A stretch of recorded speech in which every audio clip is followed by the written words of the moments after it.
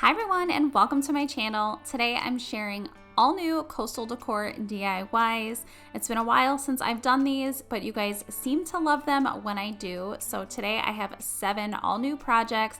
Each one is really easy to create and very affordable. I hope that you enjoyed today's video. If you do, please be sure to give it a thumbs up and share it. Now let's go ahead and jump right into today's first project.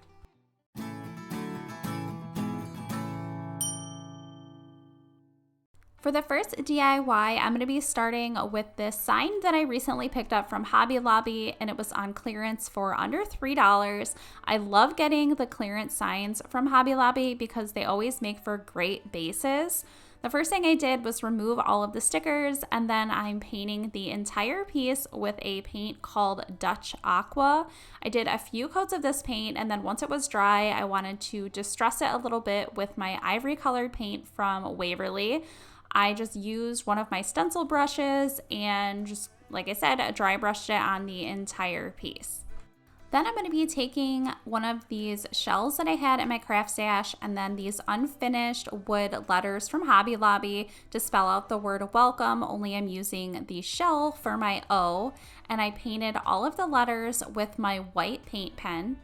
Once everything was all painted, I started placing my letters on the front of my sign and putting the shell between the C and M. Once I had everything spaced the way I wanted it to be, I then just started hot gluing each one of those down.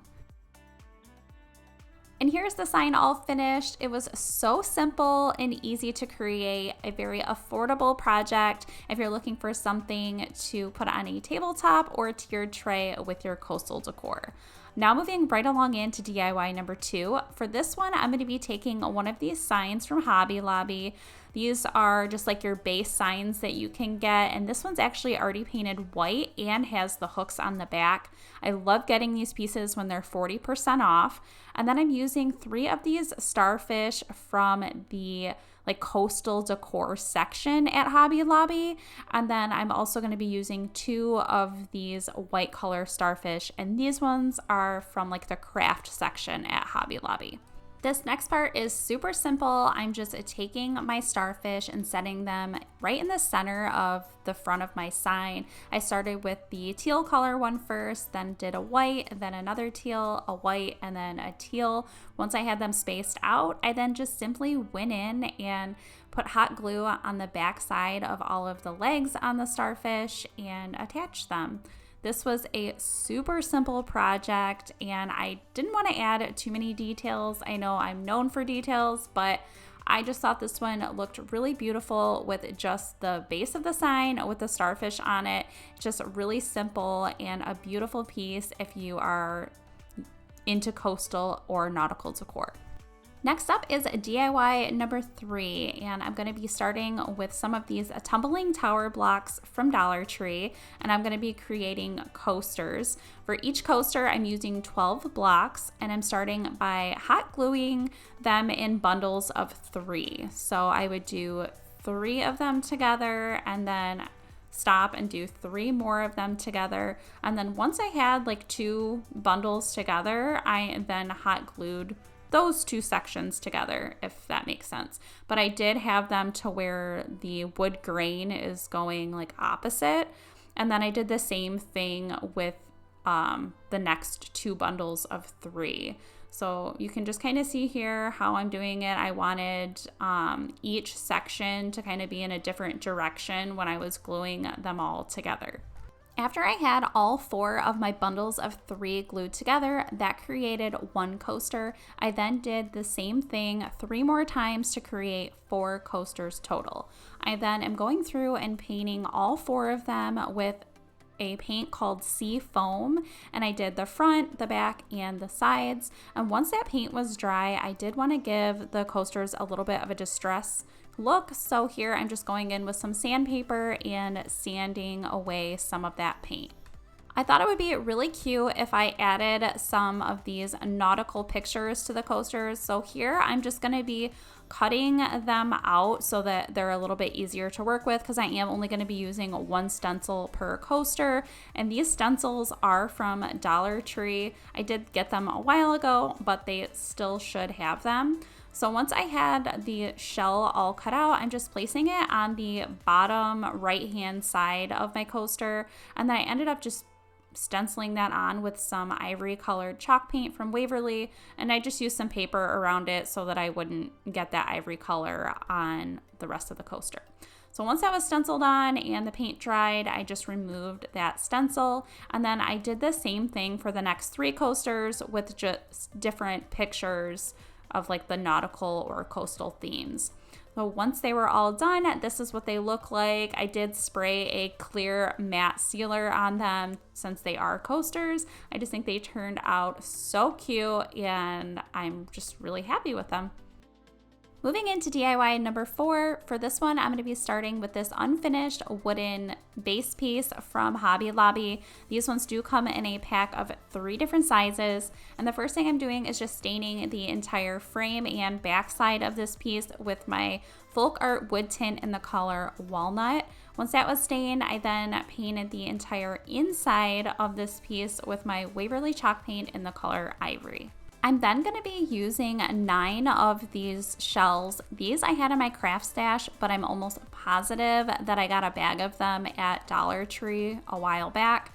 So I'm taking all of the shells and just placing them 3 in a row all the way down the sign. And then once I have them spaced the way I want them to be, I'm going in with some hot glue around all of the edges because it doesn't sit completely flat. I did have to go through and just kind of add some more glue in a little bit of places. So once those were all attached, that was it for this project. I think it turned out so cute. It was really affordable and looks way more expensive than what it took me to create this sign. Next up is DIY number 5. For this one, I'm starting with this glass vase from Dollar Tree, and then I'm also going to be using some of this like natural rope. I'm not really sure what it's called, but I did get it from Hobby Lobby, and I'm just starting to hot glue that rope along the very bottom of the jar, and I just continued to do that, overlapping the rope over and over and over again until I got a pretty good amount on the bottom of the jar. And then I'm using one of these like battery candles that I just placed inside. And then to add a little bit more detail to the outside, I'm using some of this white string. And as you can see, I did do 2 strings together, and then I'm just hot gluing them around the center of that rope on the bottom. And then once I have that all glued on, I'm just going to be using one of these white starfish from Hobby Lobby and attaching it right in the front of my vase. And that was it for this project. So simple and easy, and I just really love the look of this.